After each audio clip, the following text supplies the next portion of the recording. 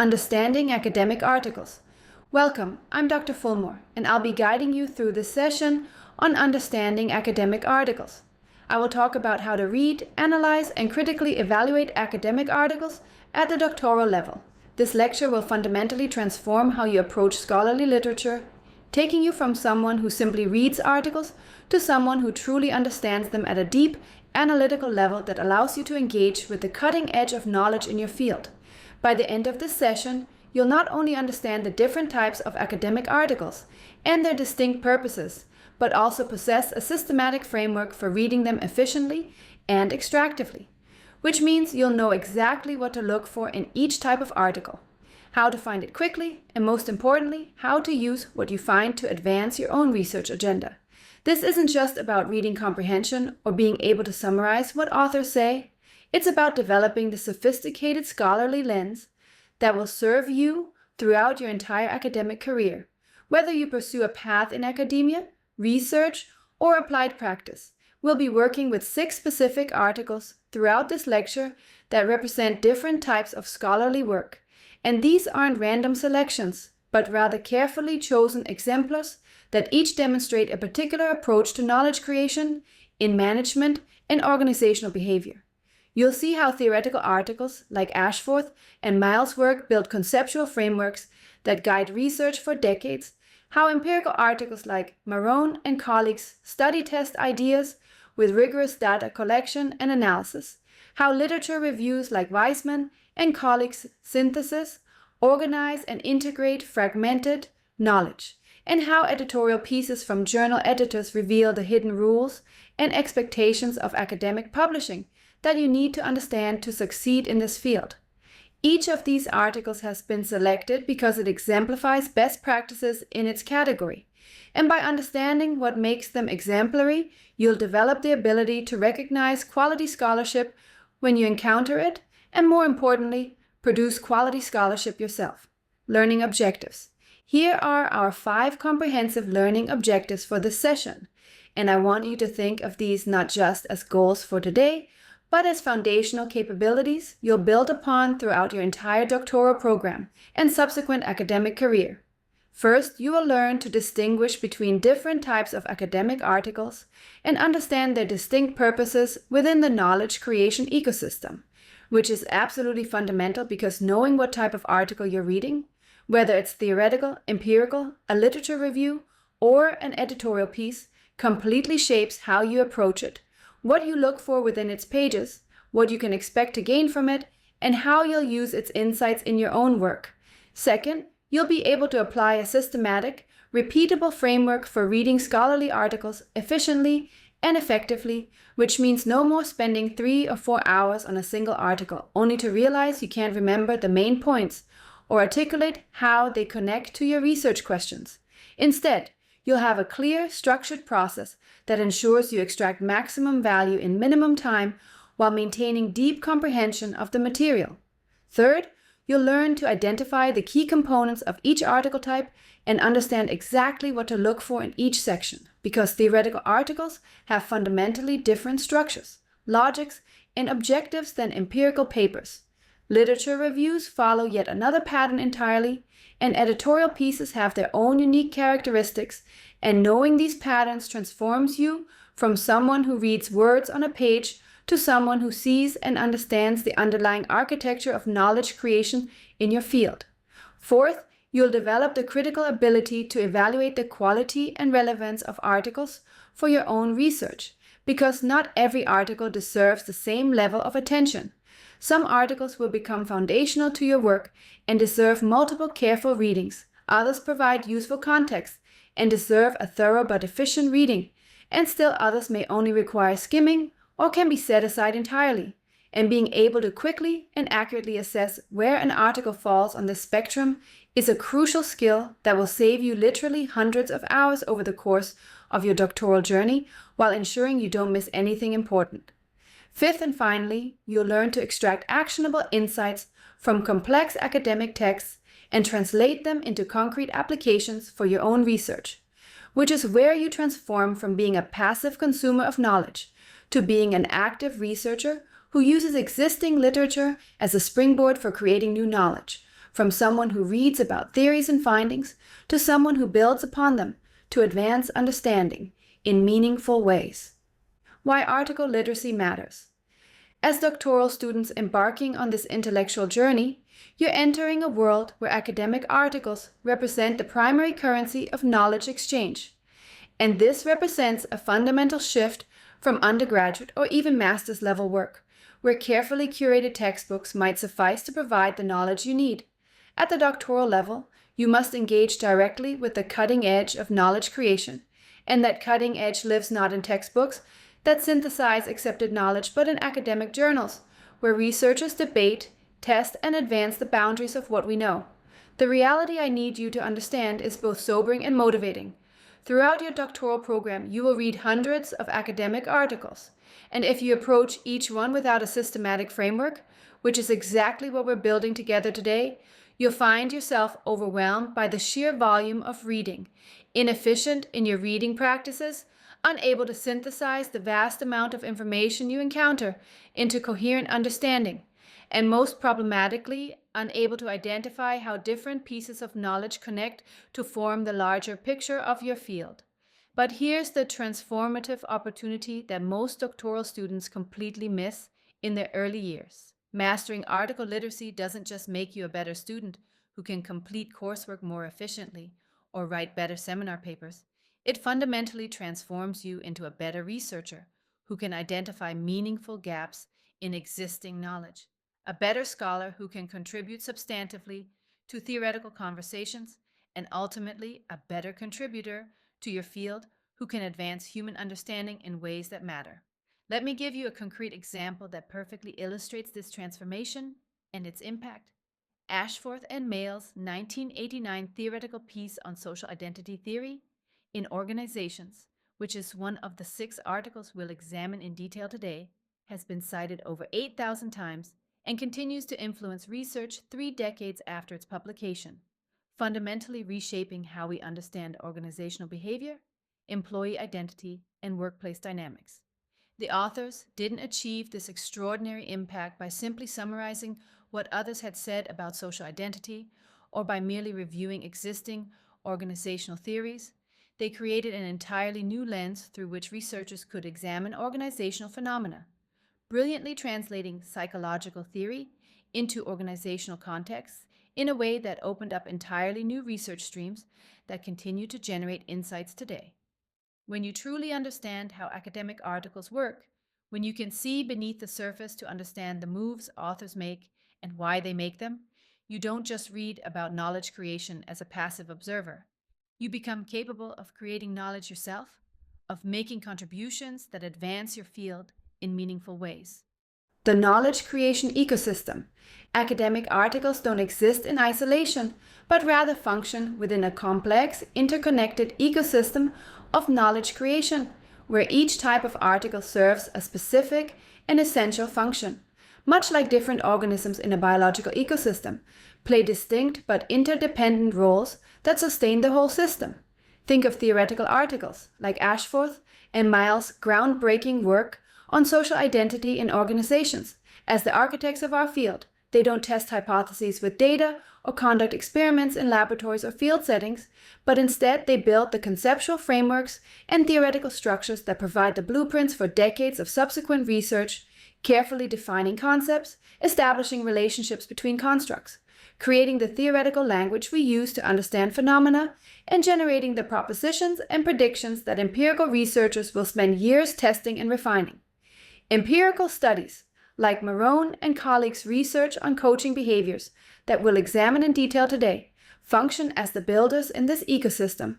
They take those theoretical blueprints and test them against the messy reality of actual organizations, using carefully collected data from real employees in real companies to determine whether our elegant theoretical ideas actually hold up when we examine them systematically in the field or laboratory. And in doing so, they not only test theories, but also reveal nuances, boundary conditions, and unexpected findings that feed back into theory development. Literature reviews like Weisman and colleagues' comprehensive analysis of organizational identification research serve as the cartographers of our intellectual landscape. They map the vast terrain of existing knowledge, showing us what territories have been thoroughly explored, what patterns emerge when we look across dozens or hundreds of individual studies, what gaps remain mysteriously unexplored despite their obvious importance, what contradictions need resolution, and what paths future researchers might take to advance understanding in productive directions. Editorial pieces like those by Bansal and Corley on qualitative research methods, Kilduff on publishing theoretical contributions, and Kramer and colleagues on the importance of theory testing function as the navigators and guides in this ecosystem. They reveal the often hidden norms, expectations, and evaluation criteria that shape how research gets conducted, written, reviewed, and published, providing insider knowledge that can make the difference between acceptance and rejection, between impact and obscurity. Understanding this ecosystem and how these different article types work together helps you see where each article fits in the broader scholarly conversation, how different types of contributions build upon each other over time, and most importantly, where you might position your own contributions to have maximum impact on the field's development. The three primary types of research articles. Here's the comprehensive framework that will revolutionize how you approach academic literature, transforming you from someone who reads articles to someone who truly understands their structure, purpose, and contribution to knowledge. While your course materials mention three basic types, conceptual, empirical, and qualitative, I want to expand and refine this categorization based on the 6 articles we're examining today, providing you with a more nuanced and practical understanding of the academic literature landscape you'll be navigating throughout your doctoral journey and career. We have 3 primary types of research articles that form the core of academic knowledge production, plus editorial and methodological pieces that provide essential meta-knowledge about how our field operates and evolves. Type 1 consists of theoretical and conceptual articles, which build the frameworks that organize our thinking and provide the conceptual foundations for entire research streams. These are the articles that introduce new theories, translate theories from other fields, integrate disparate theoretical perspectives, or fundamentally reconceptualize phenomena we thought we understood. Type 2 encompasses literature reviews and synthesis articles, which map the territory of existing knowledge by systematically collecting, organizing, analyzing, and integrating the findings from multiple studies to reveal patterns, identify gaps, resolve contradictions, and chart paths forward. These articles don't present new data, but create new understanding by showing us the forest rather than individual trees. Type 3 includes empirical research articles, which test theoretical ideas with systematically collected data using quantitative methods like surveys and experiments, qualitative methods like interviews and ethnography, or mixed methods that combine multiple approaches. These articles ground our theories in empirical reality and reveal whether our conceptual ideas actually explain what happens in real organizations with real people. Each type makes distinct contributions, follows different conventions, requires different reading strategies, and should be evaluated using different criteria, which is why understanding these distinctions is absolutely crucial for your success as a doctoral student and emerging scholar. Theoretical articles, Ashforth and Mile, 1989. Theoretical articles are the architects of our field, constructing the conceptual frameworks that organize how we think about phenomena, defining the constructs we use to describe organizational reality, establishing the relationships we expect to find between variables, and generating the predictions that guide empirical research for years or even decades to come.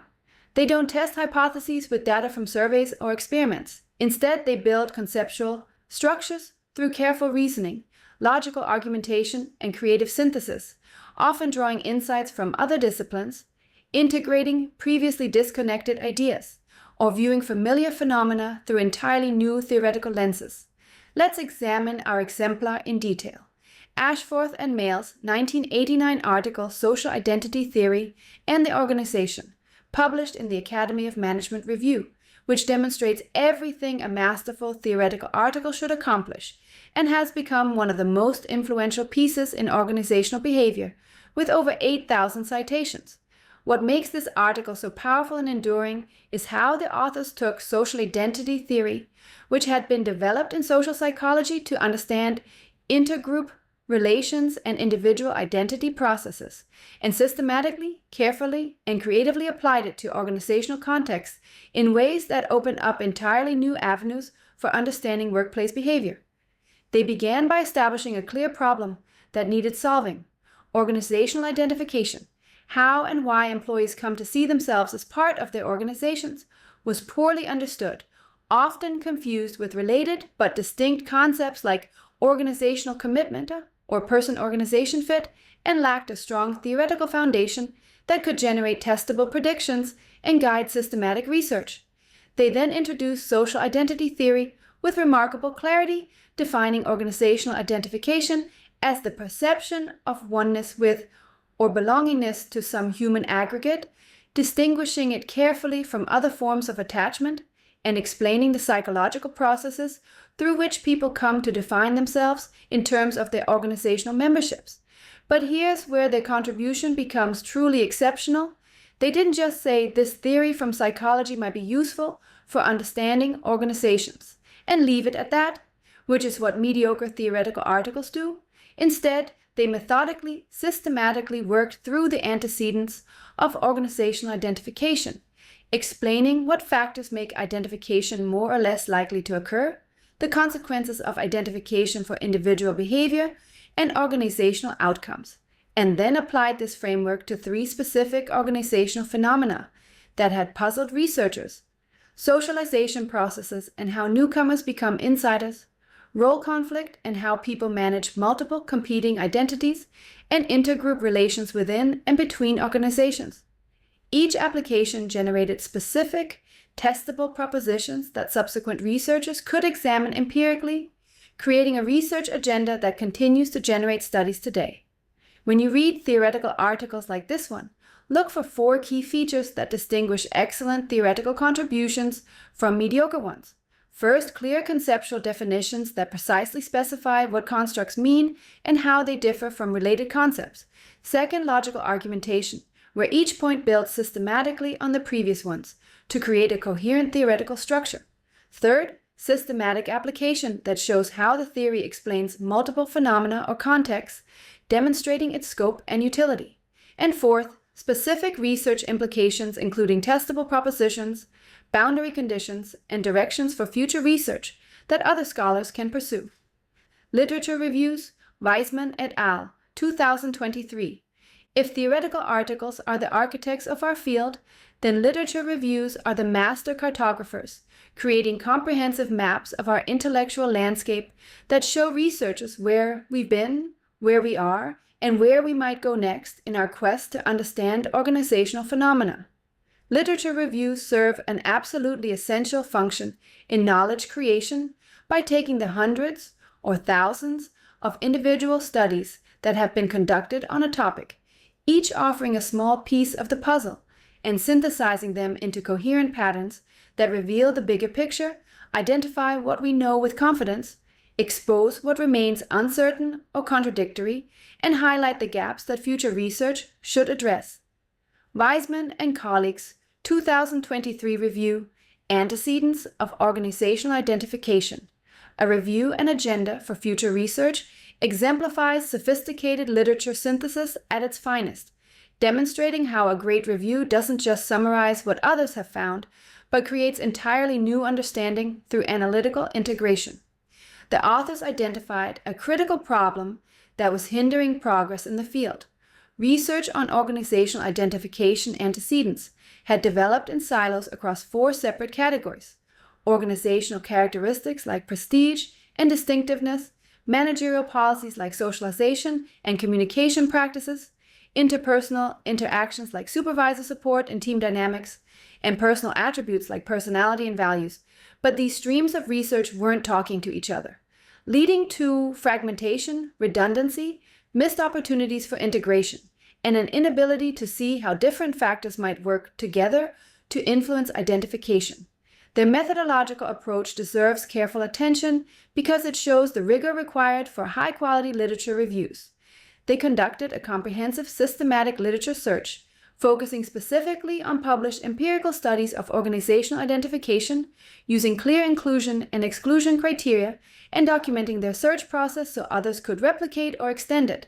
This wasn't a casual or selective review, but a rigorous, exhaustive analysis designed to capture the full scope of existing knowledge. The real contribution of their work lies not in simply categorizing studies into bins, but in creating an integrated framework that shows how these different categories of antecedents relate to each other, influence each other, and work together to shape identification processes over time.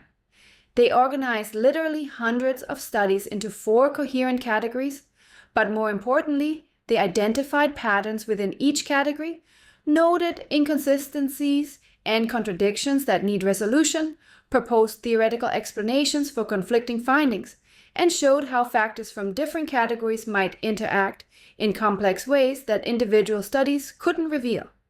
This synthesis creates a roadmap for future research that individual studies, no matter how well done, simply couldn't provide on their own. What do excellent literature reviews accomplish that makes them so valuable? 4 critical things. First, synthesis of fragmented knowledge, bringing together disparate research streams that have developed independently and showing how they relate to each other. Second, identification of patterns and gaps, revealing what findings consistently emerge across studies, what remains inconsistent or contradictory, and what important questions haven't been addressed. Third, theoretical integration, creating frameworks that organize existing knowledge in ways that generate new insights and understanding. And fourth, research agenda development, identifying the most promising and important directions for future investigation, based on a comprehensive understanding of what's been done and what remains to be done. Empirical research, Marone et al., 2022. Empirical articles are the builders and testers of our field, taking the theoretical blueprints and conceptual frameworks we've developed and subjecting them to the harsh light of empirical reality, using systematically collected data to determine whether our elegant theories actually explain what happens in real organizations, with real people facing real challenges. These articles test theoretical propositions with data gathered through surveys, experiments, interviews, observations, archival records, or other systematic methods, providing the evidence that either supports, refines, or challenges our theoretical understanding. And in doing so, they ground our knowledge in empirical reality rather than mere speculation or assertion. Our exemplar, Marone and colleagues' 2022 study, Can Supportive Coaching Behaviors Facilitate Boundary Spanning and Raise Job Satisfaction? An indirect effects model, published in the Journal of Management, demonstrates the hallmarks of excellent empirical research and shows how rigorous data collection and analysis can advance our understanding of important organizational phenomena. The authors addressed a specific, focused, testable research question that had both theoretical importance and practical relevance. How do team leaders' supportive coaching behaviors relate to team member boundary-spanning behavior and job satisfaction? And what mechanisms explain these relationships? This isn't a fishing expedition or an unfocused exploration. It's a targeted investigation of specific relationships with clear theoretical grounding and practical implications for organizations trying to develop employees who can work effectively across boundaries. Notice how they grounded their hypotheses in established theory rather than just making intuitive predictions. They drew on social cognitive theory to understand how coaching might influence self-efficacy beliefs, Hackman and Wegeman's theory of team coaching to understand what effective coaching looks like, and boundary-spanning literature to understand why this behavior matters for organizations. This theoretical grounding gives their empirical test meaning beyond just the specific data they collected. Their methodology section provides the kind of complete transparency that allows other researchers to evaluate the quality of their evidence and potentially replicate their work. They clearly describe their sample of 256 engineering employees working in product development teams across multiple organizations, explain how they recruited participants and collected data, detail the specific validated measures they used for each variable, including supportive coaching behaviors, boundary spanning self-efficacy, boundary spanning behavior, and job satisfaction, describe their analytical procedures, including tests for common method bias and alternative models, and acknowledge limitations of their design and measurement approach. The key contribution of their work lies not just in finding that coaching relates to boundary spanning and satisfaction. That's relatively unsurprising, but in demonstrating the specific mechanism through which this occurs. Boundary spanning self-efficacy mediates the relationship between coaching and boundary spanning behavior, which in turn relates to job satisfaction, revealing a chain of influence that helps us understand not just that coaching works, but how and why it works. Empirical articles like this provide 4 essential contributions to knowledge. First, specific evidence from systematically collected data that tests whether theoretical predictions hold in reality. Second, causal insights about the relationships between variables, including direct effects, indirect effects, moderating conditions, and mediating mechanisms. Third, practical implications that translate findings into actionable recommendations for managers, policymakers, and practitioners. And fourth, methodological contributions that demonstrate how to study complex phenomena, measure difficult constructs, or test sophisticated models. Editorial and methodological pieces. The editorial and methodological pieces in your reading list, Bansal and Corley's piece on qualitative research, Kilduff's editorial on publishing theory, and Kramer and colleagues' commentary on theory testing represent a different but equally important category of academic writing that provides meta-knowledge about how our field operates, evolves, and evaluates contributions. These aren't research articles in the traditional sense that present new theories or empirical findings, but rather they're windows into the normally hidden processes of knowledge creation and evaluation, written by journal editors and senior scholars who shape the standards and directions of our field.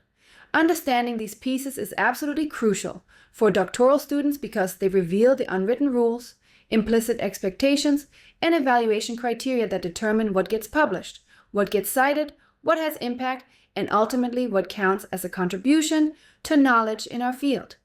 Bansal and Corley's 2012 editorial, What's Different About Qualitative Research? From their perspective as editors of the Academy of Management Journal, provides invaluable insights into how qualitative research differs from quantitative work, not just in methods, but in fundamental structure, logic, and presentation.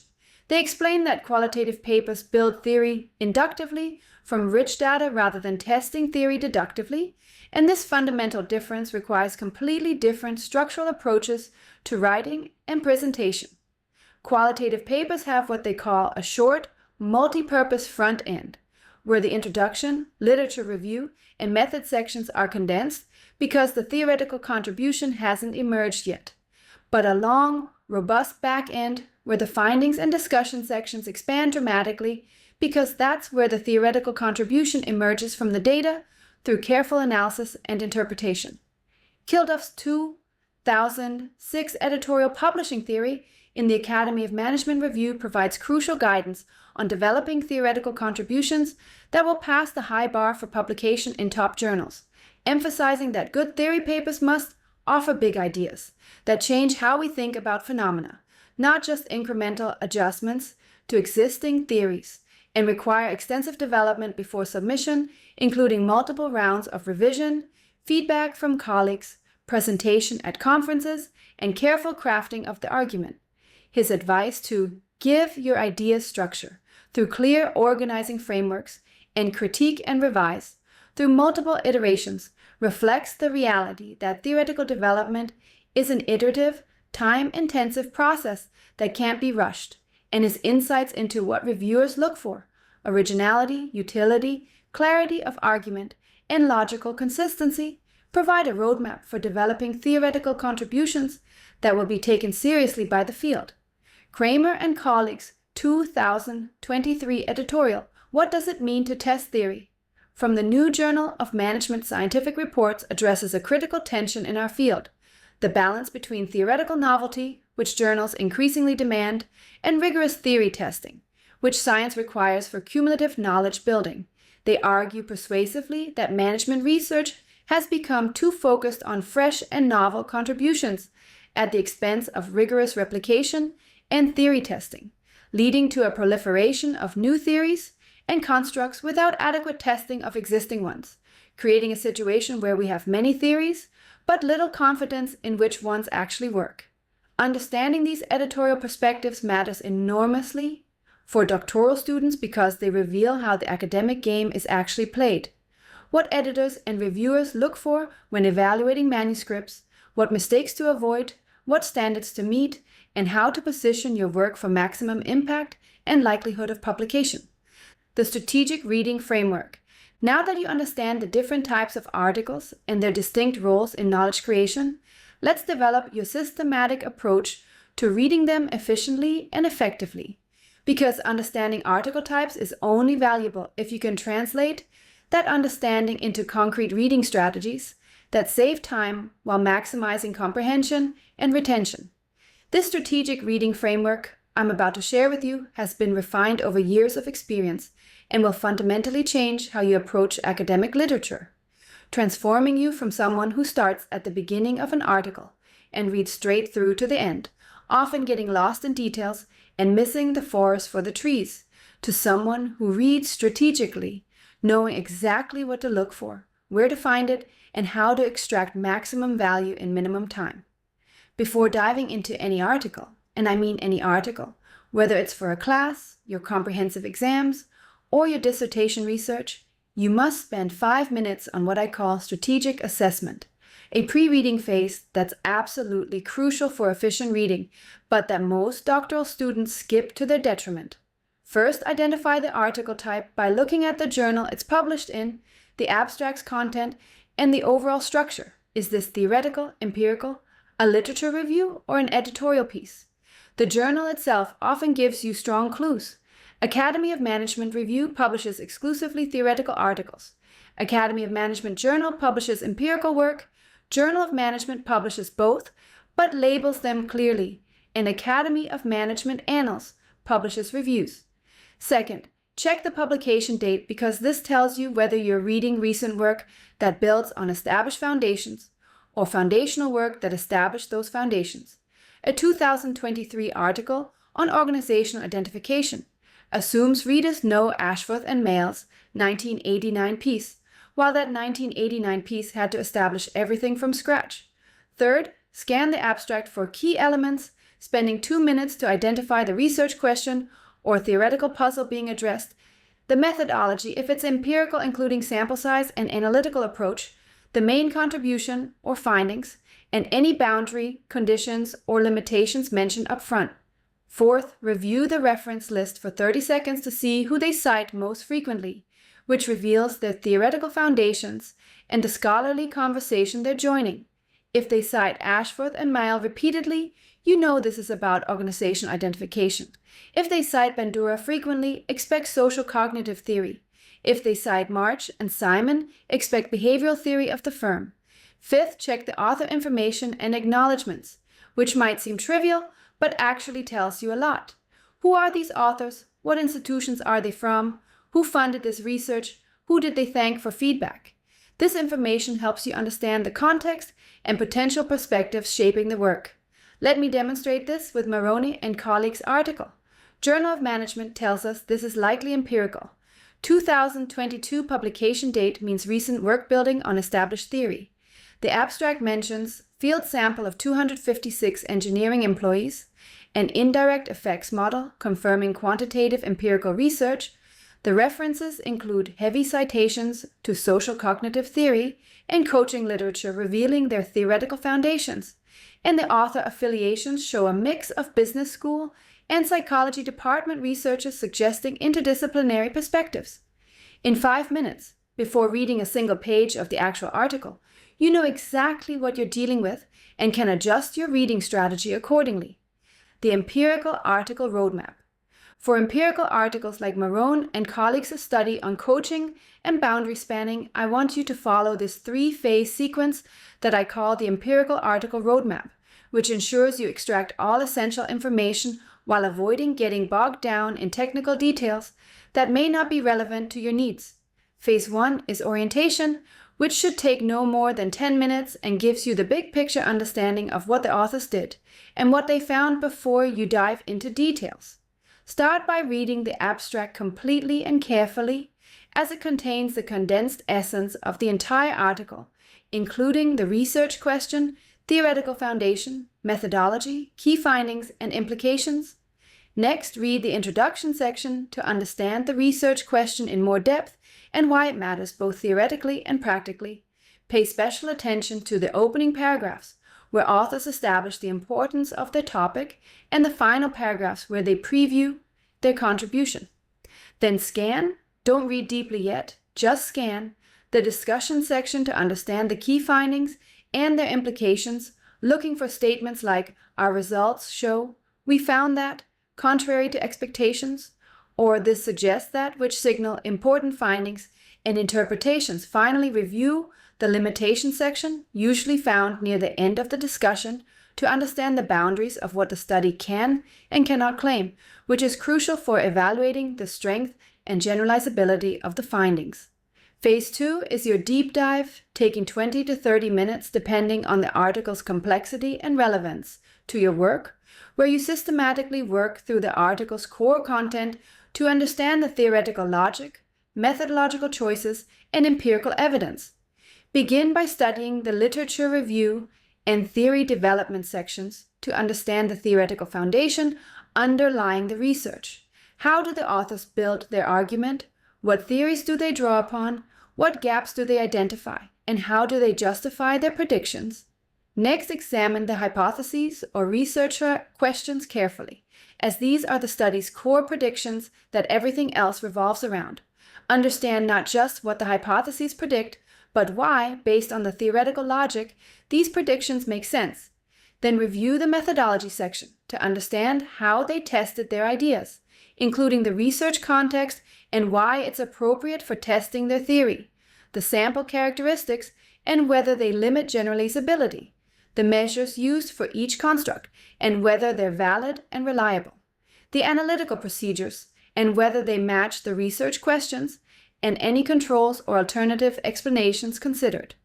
Return to the results section only if you need specific details about the findings, but don't get lost in the statistical tables unless you're replicating the study or building directly on it. Focus instead on whether hypotheses were supported, the size and significance of effects, and any unexpected findings.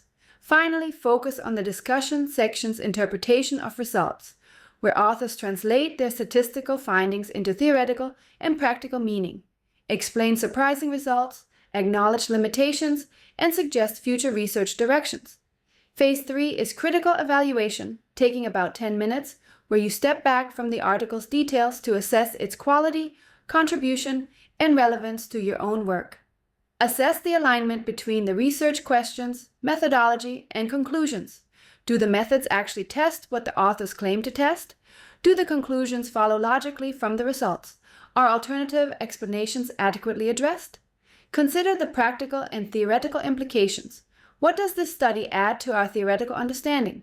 What practical recommendations emerge for managers or policymakers? How strong is the evidence for these recommendations? Most importantly, identify how this study connects to your own research interests. What theories or constructs might be relevant to your work?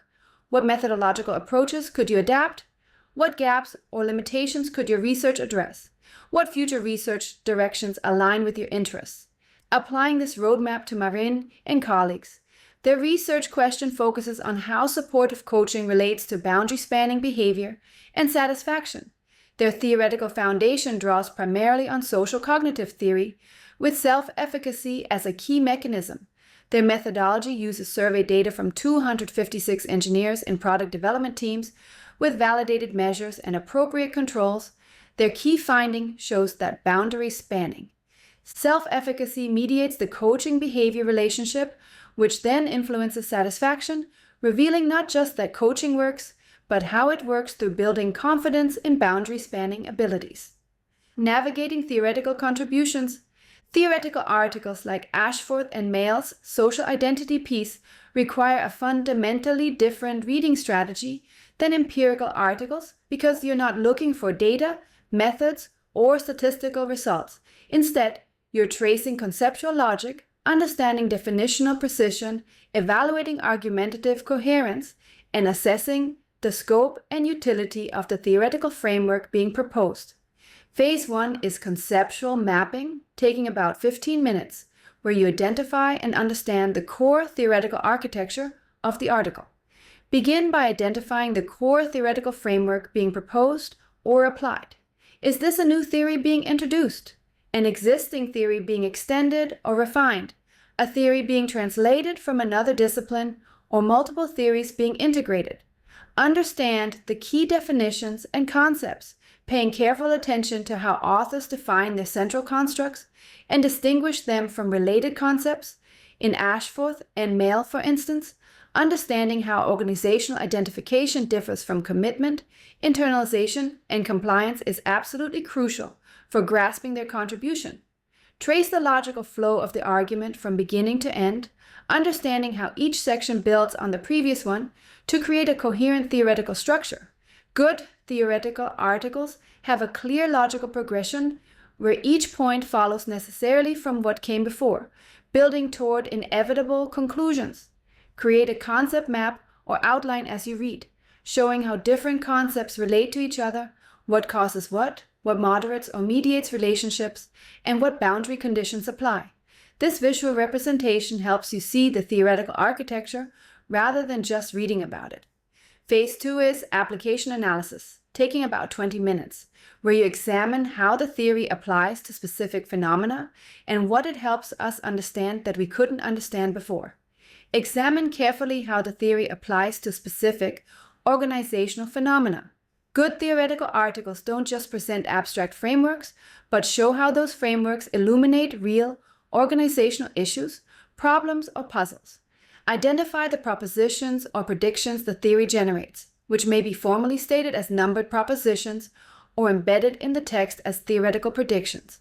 These propositions are what empirical researchers will test in subsequent studies, so understanding them is crucial for seeing the theory's research implications. Consider the scope and limitations of the theoretical framework. What phenomena does it explain well? What phenomena fall outside its boundaries? Under what conditions does it apply? When might it not apply? What assumptions must hold for the theory to work? Evaluate how the theoretical lens changes our understanding. What do we see differently when looking through this theoretical lens? What previously hidden relationships become visible? What seemingly contradictory findings now make sense? What new questions emerge that we hadn't thought to ask before? Phase 3 is implication assessment, taking about 10 minutes, where you consider the broader implications of the theoretical framework for research and practice. Understand what new research questions the theory generates. Good theoretical articles don't close off inquiry, but open up new avenues for investigation, suggesting dozens of studies that could test, extend, or refine the framework. Consider how the theory might apply to your own research interests. Could this theoretical lens illuminate your phenomenon of interest? Do the constructs or relationships map onto your research domain? Could you extend or adapt this framework for your context? What would need to be modified for your application? Identify potential extensions, modifications, or integrations.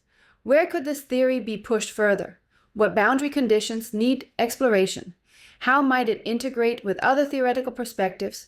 What critiques or challenges might be raised? For Ashforth and Mail, the core framework is social identity theory applied to organizational contexts, defining organizational identification as perception of oneness with the organization, systematically different from related concepts like commitment. They trace how identification develops through antecedents like organizational distinctiveness and prestige, leads to consequences like supporting the organization and internalizing its values, and applies to phenomena like socialization, where newcomers develop organizational identities, role conflict, where multiple identities compete, and intergroup relations, where organizational boundaries create in-groups and out-groups.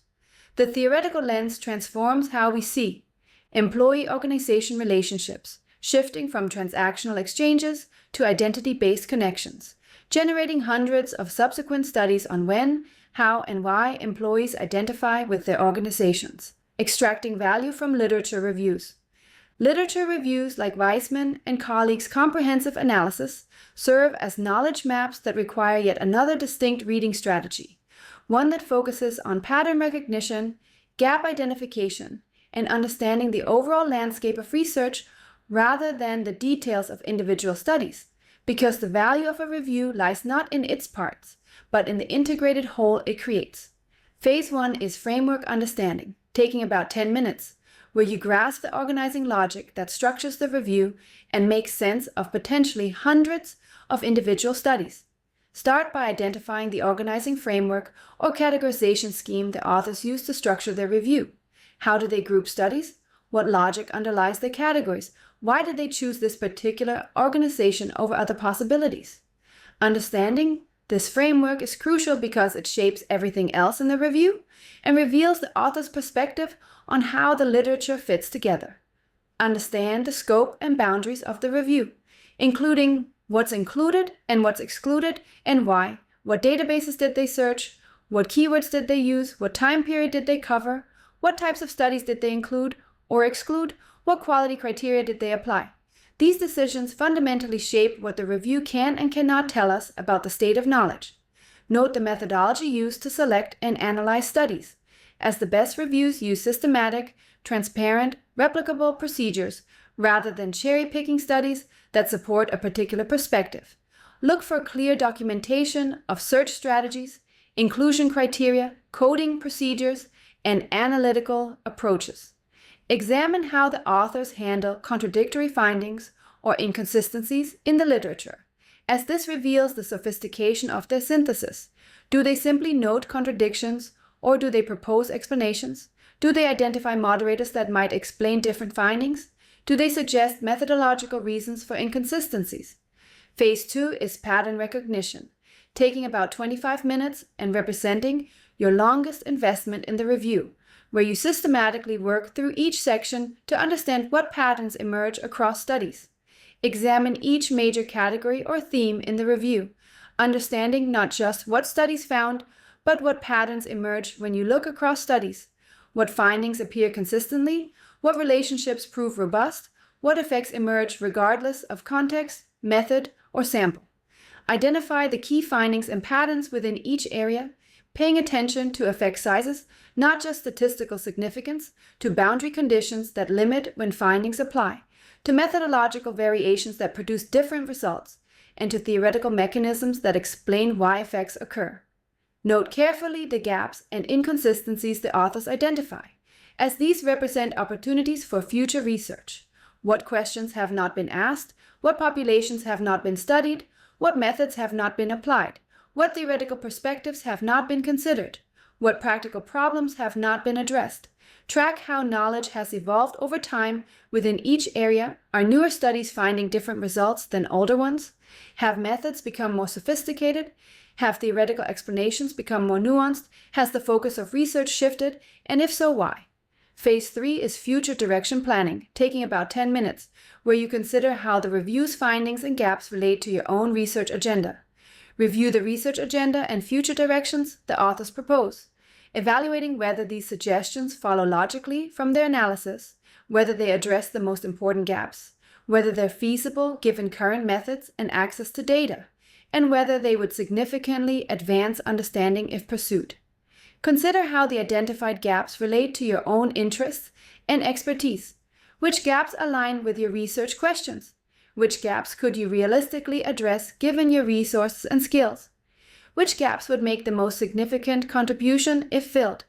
Which gaps might form the basis for your dissertation or early career research? Identify potential research opportunities that the authors might not have explicitly mentioned, but that emerge from their analysis. What creative combinations of existing findings might yield new insights? What methodological innovations could address current limitations? What theoretical integrations might resolve contradictions? What practical applications could emerge from the patterns identified? Weisman and colleagues organize organizational identification research into 4 coherent categories: organizational, characteristics, managerial policies, interpersonal interactions, and personal attributes, revealing that research has proceeded in silos without adequate integration, that we know much about direct effects but little about interactions between categories, that longitudinal research is desperately needed to understand identification development over time, and that the field would benefit from moving beyond asking whether factors influence identification to understanding when, how, why, and for whom these influences operate. Developing your critical eye. Reading academic articles at the doctoral level isn't about passive consumption, where you simply absorb what authors tell you. It's about active critical evaluation, where you assess the quality of arguments, the strength of evidence, the validity of conclusions, and the significance of contributions. Developing what I call your critical eye that distinguishes doctoral level reading from undergraduate summarization. For empirical articles, you need to ask 3 categories of critical questions that probe different aspects of the research. Methodological questions examine the technical quality of the research. Is the sample appropriate for the research question being asked, or are there selection biases that limit what we can conclude? Are the measures valid, actually capturing the constructs they claim to measure, and reliable, producing consistent results across items and over time? Does the analytical approach match the research questions, or are the authors using sophisticated statistics to mask weak theory or poor measurement? Are alternative explanations adequately addressed through control variables, research design, or supplementary analysis, or could other factors explain the findings? Have the authors considered and tested for common method bias, endogeneity, or other threats to validity that could undermine their conclusions? Theoretical questions probe the conceptual foundations and implications. Are the hypotheses well grounded in theory, following logically from theoretical premises, or do they seem like post hoc justifications for exploratory findings? Do the findings actually support theoretical predictions, or are the authors overinterpreting marginal results or ignoring contradictory evidence? What are the broader theoretical implications of the findings? Do they advance theory in meaningful ways, resolve theoretical debates, or just confirm what we already suspected? How do these findings connect to existing knowledge? Do they replicate, extend, or challenge what we thought we knew? Practical questions assess real-world relevance and applicability. Are the findings practically significant, not just statistically significant? Would anyone in an actual organization care about an effect this small? Can the results realistically be applied in organizational context, or are they so bound by experimental constraints or sample peculiarities that generalization is impossible? What are the limitations and boundary conditions that restrict when and where these findings apply? Do the practical recommendations follow from the findings, or are the authors making leaps from data to practice that aren't justified? For theoretical articles, the critical questions shift to focus on conceptual rigor and utility. Conceptual questions examine the theoretical architecture. Are the key concepts clearly defined and genuinely distinct from related constructs, or is this old wine in new bottles with fancy labels? Is the theoretical logic sound and internally consistent, or are there logical gaps, contradictions, or assertions without justification? Does the theory generate testable propositions that could actually be examined empirically, or is it so abstract or tautological that it can't be falsified? Are the assumptions underlying the theory reasonable and explicit, or are there hidden assumptions that limit the theory's applicability? Application questions assess the theory's utility and scope. Is the application to organizational context appropriate and well-reasoned, or is this a forced translation that loses essential meaning? What genuinely new insights does this theoretical perspective provide that we couldn't see before? How does this theory relate to existing theoretical frameworks? Does it integrate, extend, or challenge them in productive ways? Are the boundary conditions clearly specified so we know when the theory applies and when it doesn't? Utility questions evaluate the theory's contribution. Does this theory help explain phenomena that were previously unclear, mysterious, or contradictory? What new research questions does it generate that could advance the field in important directions? How might this theory guide practice in ways that current theories cannot? Is the theoretical contribution substantial enough to justify the space it takes in our collective theoretical toolbox? For literature reviews, critical evaluation focuses on comprehensiveness and integration. Comprehensiveness questions assess coverage. Is the literature search genuinely systematic and comprehensive, or did the authors cherry-pick studies that support their perspective? Are the inclusion and exclusion criteria appropriate and consistently applied, or do they seem designed to eliminate contradictory evidence? Are key studies and major theoretical perspectives adequately represented, or are there glaring omissions that undermine the review's credibility? Does the review include recent work, or is it already outdated by the time it's published? Integration questions examine synthesis quality. Does the organizing framework make conceptual sense and add value, or is it just an arbitrary categorization that doesn't generate insights?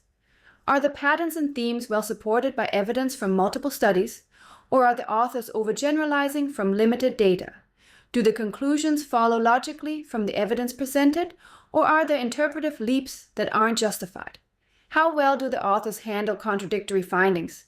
Do they propose reasonable explanations or just note disagreements? Contribution questions assess value added. What genuinely new understanding does this synthesis provide beyond what we could get from reading individual studies? Are the identified gaps and future directions compelling and important, or are they trivial pursuits that won't advance knowledge? How does this review advance the field? Does it resolve controversies, identify new patterns, propose new frameworks, or just summarize what we already knew? Would the field be different if this review didn't exist, or is it just another review among many? Let's make this entire framework concrete and practical by applying it systematically to your 6 assigned articles, demonstrating how the strategies I've taught you transform these from daunting reading assignments into manageable, enlightening exercises in scholarly engagement. For Maroney and colleagues' 2022 study, your quantitative empirical exemplar, I want you to focus particularly on how they build their argument from problem to theory, to data to implications, creating what I call the empirical article blueprint that you'll see repeated with variations in hundreds of empirical studies.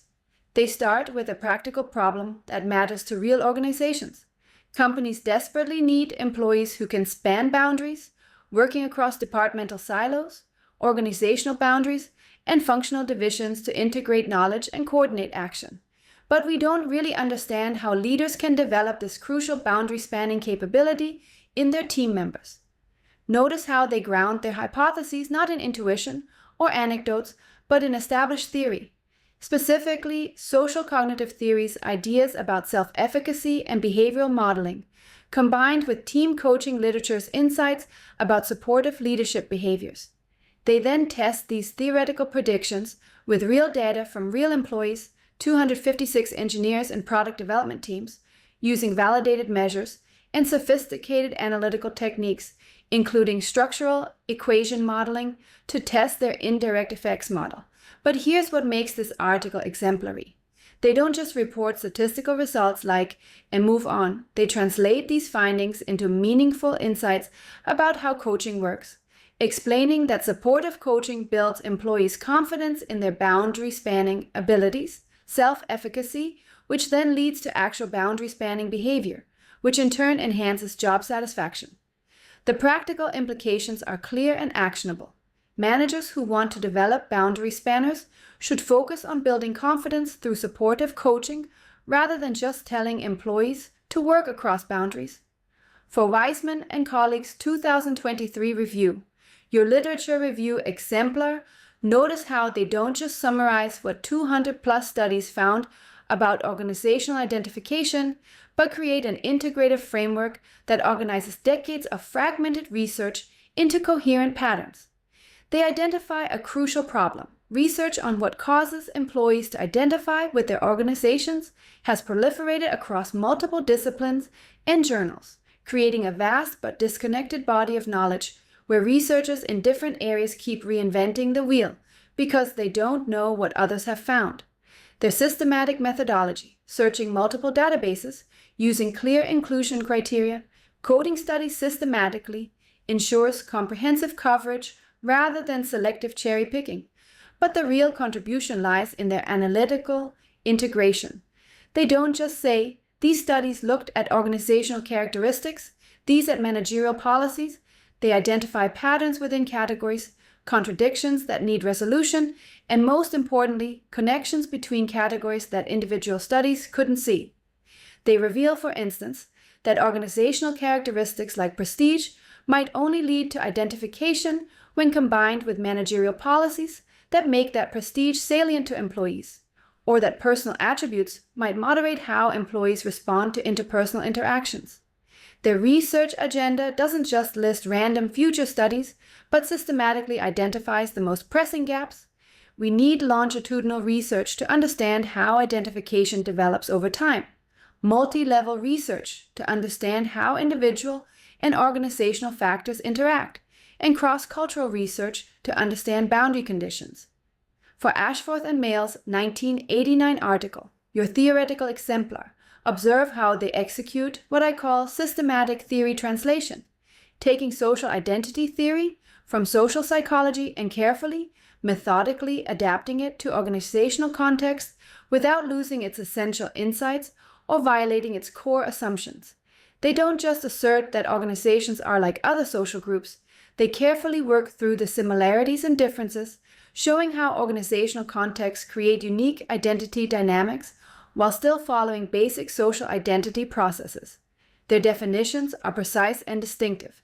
Organizational identification is not just liking your organization. Satisfaction, not just wanting to stay. Commitment, not just sharing values, person-organization fit, but specifically perception of oneness or belongingness, a cognitive connection where the organization becomes part of how you define yourself. They systematically apply this lens to 3 organizational phenomena that had puzzled researchers: how newcomers become insiders through socialization, identity transformation, not just learning, why role conflict is so stressful, competing identities, not just competing demands, and why departments fight inter-group identity dynamics, not just resource competition. Each application generates specific testable propositions that launched entire research streams. Thousands of subsequent studies have tested, refined, and extended their ideas, demonstrating the generative power of good theory. The 3 editorial pieces, Bansal and Corley on qualitative research, Kilduff on publishing theory, and Kramer and colleagues on theory testing, provide meta-knowledge about how our field operates that's absolutely essential for your success. Bansal and Corley reveal that qualitative research requires fundamentally different writing structures because the theory emerges from data rather than being tested with data. Understanding this prevents you from trying to force qualitative work into quantitative templates where it doesn't fit. Kilduff's insights about big ideas and extensive development time for theoretical contributions helps you understand why theory papers take years to develop and why your first theoretical draft will need massive revision before it's ready for submission. Kramer and colleagues' warning about the novelty trap, our field's obsession with new theories at the expense of testing existing ones, helps you position your own work strategically, perhaps finding opportunity in rigorous theory testing rather than joining the crowded race for theoretical novelty. From consumer to contributor. As we approach the conclusion of this comprehensive lecture, I want you to understand something absolutely fundamental about what we've accomplished today. Mastering these reading strategies isn't just about becoming more efficient at completing your coursework or preparing for comprehensive exams. It's about fundamentally transforming your identity from someone who consumes knowledge to someone who creates it, from a student who reads about research to a scholar who conducts research that others will read. Every article you read strategically using the frameworks I've taught you contributes to your developing expertise in ways that go far beyond simple information acquisition. When you understand how Ashforth and Mayall translated psychological theory to organizational contexts, creating new theoretical insights through creative synthesis and careful application, you're not just learning about organizational identification, you're learning the craft of theory building, understanding how to build theoretical bridges between disciplines, how to adapt frameworks to new contexts, and how to generate propositions that guide empirical research. When you see how Marone and colleagues designed their study to test specific mechanisms using mediation analysis to unpack the black box between coaching and outcomes, you're learning the art of rigorous empirical research, how to move beyond simple X relates to Y studies, to understand the how and why of relationships, how to design studies that test mechanisms rather than just documenting effects, and how to use sophisticated methods in service of important theoretical questions rather than just showing off statistical prowess. When you observe how Wiseman and colleagues synthesize hundreds of fragmented studies into coherent patterns, creating order from chaos and identifying paths forward from confusion, you are learning the skill of integration and synthesis, how to see forests rather than trees, how to identify patterns across disparate findings, and how to create frameworks that organize knowledge in ways that generate new insights. Your doctoral journey is fundamentally about joining the scholarly conversation in your field, moving from the periphery where you silently observe to the center where you actively participate, and these reading skills are your entry point into that conversation. They help you understand not just what we know, the facts and findings that fill our journals, but how we know it, the methods and logic that justify our claims to knowledge. They reveal what we don't know, the gaps, contradictions, and puzzles that create opportunities for contribution. And most importantly, they show you where you might contribute, where your unique perspective, skills, and interests might advance understanding in ways that matter. Think about the transformation that's occurring. At the beginning of your doctoral program, you might read Ashforth and Miles' article and think this is interesting information about organizational identification. But with the skills you're developing, you read it and think this is how theory translation works. This is how to build conceptual frameworks. This is how to generate testable propositions, and I could apply similar moves to translate theory X to phenomenon Y in my own research. You're developing what I call scholarly pattern recognition, the ability to see not just the content of articles, but their underlying structure, strategy, and craft.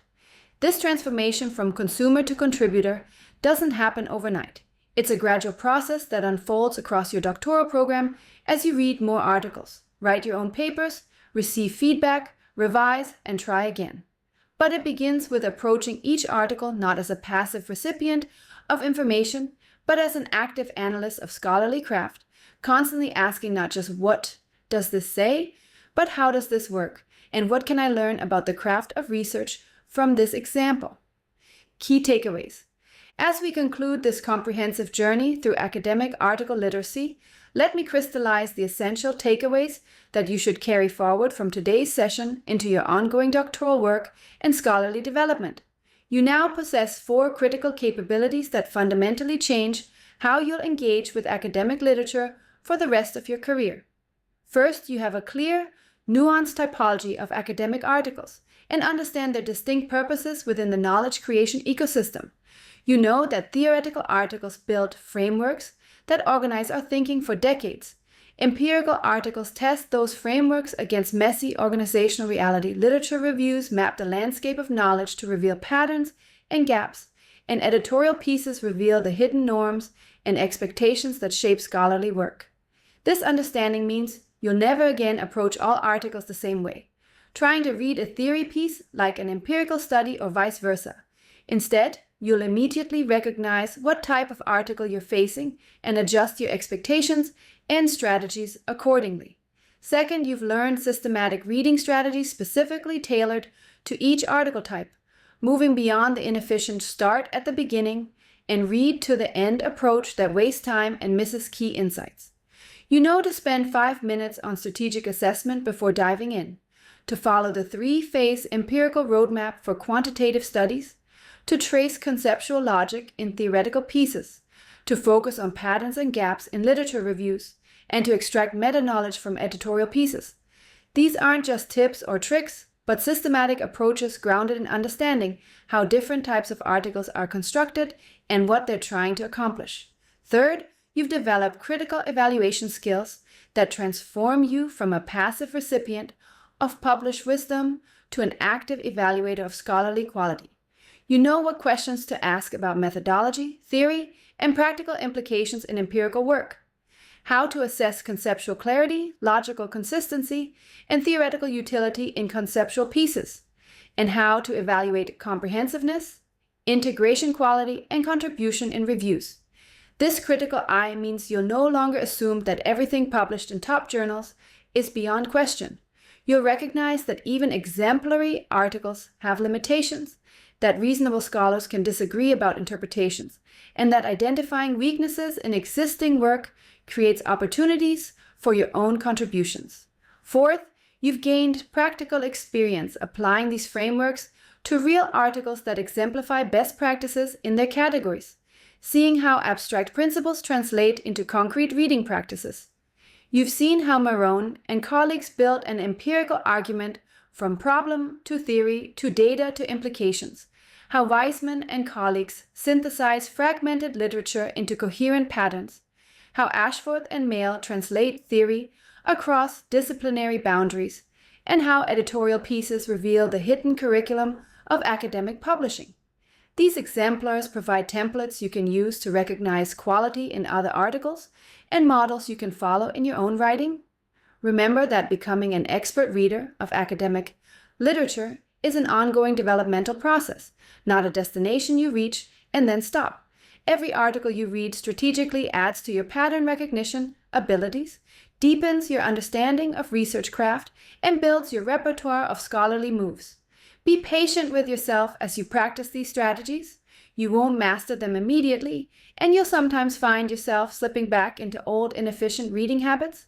But be persistent in applying them, because the investment you make now in developing these skills will pay exponential dividends throughout your doctoral program and career. The most successful scholars aren't necessarily those who read the most articles, but those who read most strategically, extracting maximum insight from their reading and using those insights to inform their own contributions.